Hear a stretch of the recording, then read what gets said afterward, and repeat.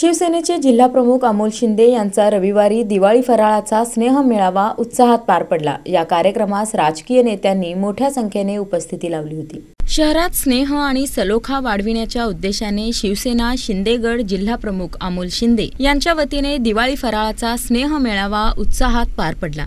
या कार्यक्रमाला शहरातील नामवंत सामाजिक, शैक्षणिक आणि राजकीय नेत्यांची मोठ्या संख्येने उपस्थिती होती।